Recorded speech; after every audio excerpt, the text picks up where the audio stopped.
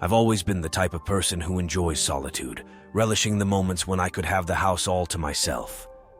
But one fateful night, when I was home alone, I experienced something that shook my belief in the safety of my own space. It was a chilly autumn evening, and the sun had already dipped below the horizon, casting long, eerie shadows throughout the house. My parents had gone out of town for the weekend, leaving me alone in our cozy but aged home.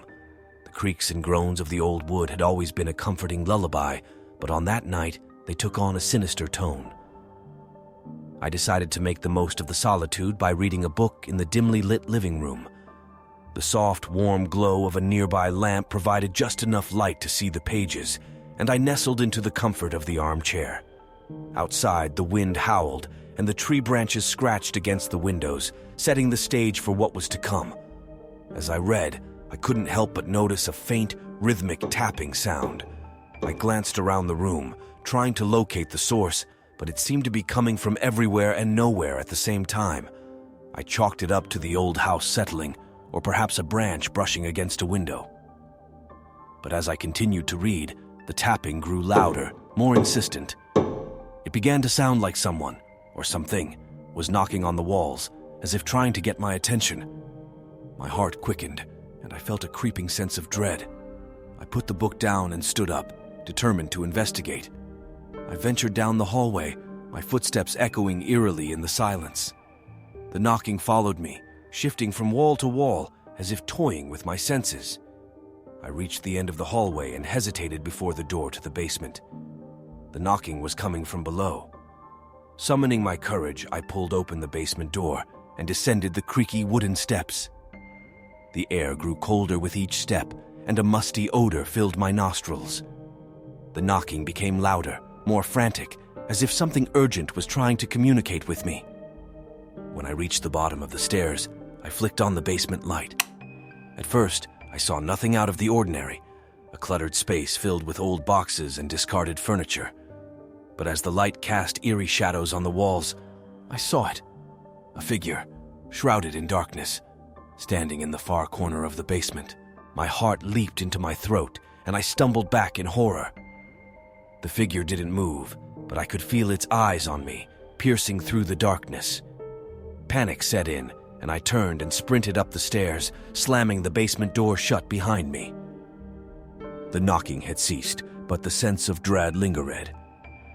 I returned to the living room, trying to make sense of what had just happened.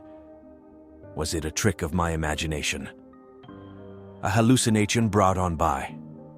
The isolation of being home alone? I couldn't be sure, but one thing was certain.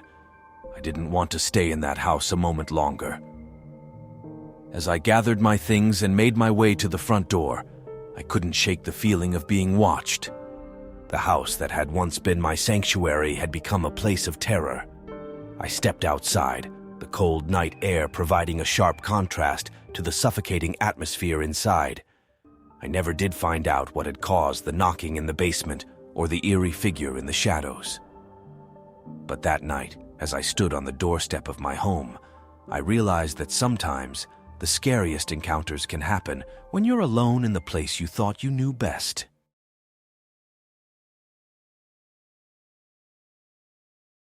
It was a cold, moonless night, and I found myself alone at home. My parents had left for a weekend trip, and I had the whole house to myself. I was relaxing in the living room, binge-watching my favorite TV show, oblivious to the impending terror that would soon grip me. Around midnight, as I settled deeper into the couch, the sound of a faint knock at the front door startled me. I muted the TV and strained to hear it again. It was hesitant, almost timid. My heart quickened and I shivered. Who could be at my door at this hour? Curiosity got the better of me, and I tiptoed to the window, peering out to see a man standing on the dimly lit porch. He looked disheveled, his clothes torn, and his face obscured by shadows. His hands trembled as he raised them to knock once more. I hesitated for a moment, debating whether to open the door or pretend I wasn't home. My sense of compassion prevailed, and I cautiously unlocked the door, leaving the chain on for safety. I cracked it open just enough to see the stranger. "Hey, are you okay?" I asked, my voice trembling as much as his hands. His response was a barely audible whisper. "Please, you have to help me." "What's wrong?" I asked, my concern growing. He claimed he had been in a terrible accident and needed a ride to the nearest hospital. I could barely make out his words, but his eyes appeared desperate, pleading for assistance. I considered my options.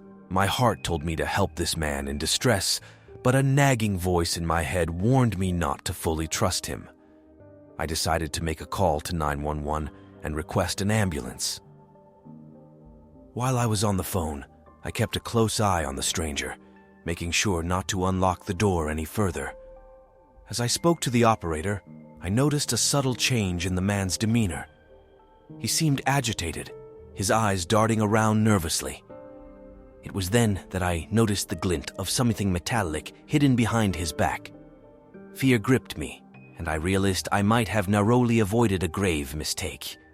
I told the operator that I needed the police as well, describing the situation as calmly as I could.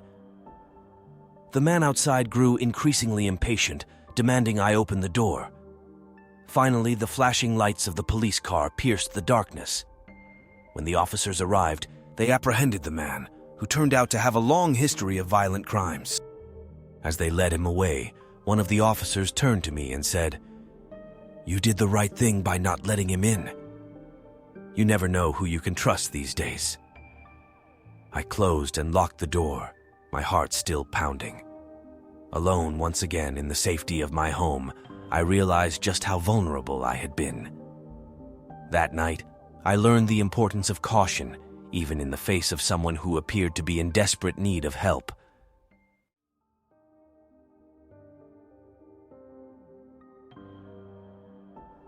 I had just settled into a quiet evening at home. My wife and kids were away for the weekend, and the house was eerily silent.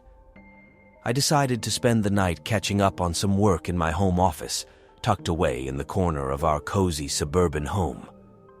The clock on the wall ticked slowly, and the only sound was the soft hum of my computer.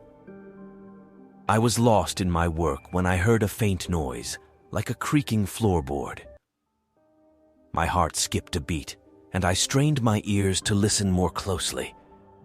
Maybe it was just my imagination playing tricks on me, I thought.